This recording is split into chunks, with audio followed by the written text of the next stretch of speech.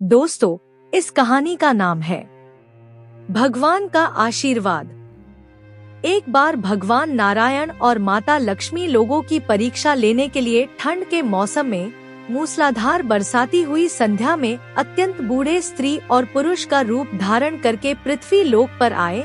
नगर के धनी सेठ के द्वार पर जाकर वे फाटक खटखटाने लगे। दरवाजा खोलकर सेठ जी ने जब यह देखा तो बिगड़ कर बोला, अरे कीचड़ से सने पाँव से सारे द्वार में मिट्टी फैला दी। सेठ जी, हम इस रात में कहां से प्राण निकाल रहे हैं।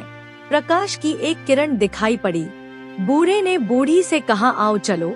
उस बूढ़ी ने कहा, जब इतने बड़े सेठ ने अपने यहाँ स्थान नहीं दिया तो यह कंगाल क्या देंगे। दूसरे निशान हाथ में दिया था।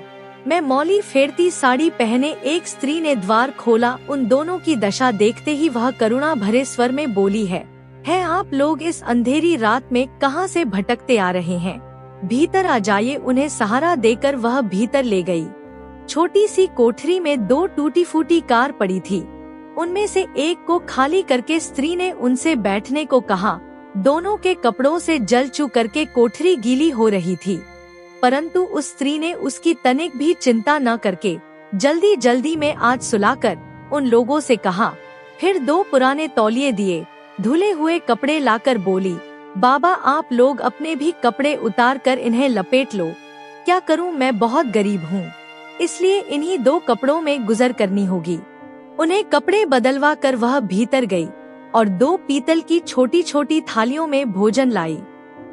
माताजी और उस बूढ़े से कहा, आज मेरे घर में यही भगवान का प्रसाद है। मुझे बहुत दुख है कि ना तो घर में घी है, ना ही दूध और ना ही चीनी। कोई बात नहीं बेटी, हमें तो यह भोजन बड़ा स्वादिष्ट लगा।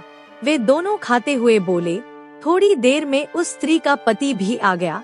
वह बेचारा भी रोजगार की तलाश में दिन भर घूमकर अब थका मारा लेटा था। पत्नी ने अतिथियों को भोजन दिया। देने के बाद चुपके से द्वार पर ही अपने पति को सब कुछ बता दिया। सुनकर वह भी बड़ा प्रसन्न हुआ। फिर दोनों ने अपने विचारों ने उन दोनों बूढ़ों को लेकर उन्हें तो खाट पर सुलाया और खुद दोनों एक फट्टा ओढ़कर धरती पर लेट गए। बूढ़ी बनी माँ लक्ष्मी ने उत्तर दिया, बेटी हम गरीबों की जो तूने सेवा की है उसका फल तुझे भगवान देंगे। आज तू जो चीज छुएगी वह दिन भर खाली ना होगी। वे लोग चले गए तो स्त्री को अपनी बातें की हांडी को साफ करने की याद आई। रसोई में जाकर उसने हांडी उठाई तो देखकर आश्चर्य से भरी थी उसे हांडी में अशर्फिया भरी हुई थी। अब जो उसने उसे उलट कर रखा तो वह दोबारा भर गई।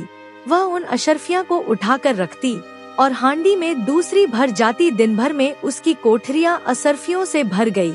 बस फिर तो उसके पति ने उन अशर्फियों को बेचकर बढ़िया मकान ले लिया, एक कपड़े की दुकान खोल ली, घोड़ा गाड़ी खरीद ली और वे सुखपूर्वक रहने लगे।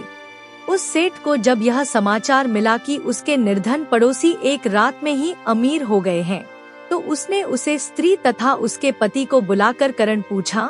स्त्री ने सरलता पूर्वक सब कथा सुना दिए।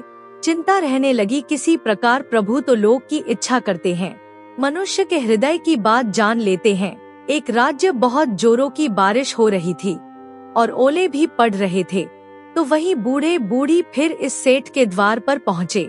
द्वार पर खटखटाते सुनते ही सेठ ने बिजली के प्रकाश में से झांक कर देखा और उन्हें पहचान लिया। फिर जल्दी जल्दी से उठाने को उन्हें लेने भेजो। बिजली बुझकर एक दिया हाथ में लेकर सेठानी बाहर आई और छोटी ममता दिखाकर बोली, हर हर बाबा तुम कहाँ भटक रहे हो, आओ अंदर आ जाओ। फिर घर की सबसे टूटी चारपाई पर उन्हें बैठा दिया। घर में गर्म वस्त्र होते हुए भी वह उनके लिए दो फटे पुराने वस्त्र ले आई और बोली, बाबा घर में इस समय यही उपस्थित है। फिर उनसे बिना पूछे ही घर की सबसे घिसी पुरानी थालियों में भोजन लाई। उस कमरे में गद्दे बिछाकर धरती पर ही लेट गए। बूढ़ी ने कहा, बेटी जैसी सेवा तूने की उसका फल तुम्हें भगवान देगा। आज तू जो काम को हाथ में लेगी वह दिन भर समाप्त ना होगा। उन लोगों के जाते ही सेठ सेठानी में झगड़ा हो गया। सारा सामान बिखर गया। सेठानी झाड़ू लेकर कमरा धोने लगी।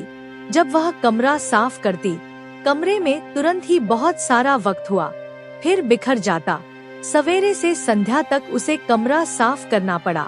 तो ठीक ही तो है, जिसकी जैसी नियत होती है भगवान उसे वैसा ही फल देते हैं। दोस्तों, कहानी अच्छी लगी हो तो चैनल को सब्सक्राइब करें, वीडियो को लाइक करें, कमेंट करें और अपने अधिक से अधिक दोस्तों को शेयर करना ना भूलें। धन्यवाद।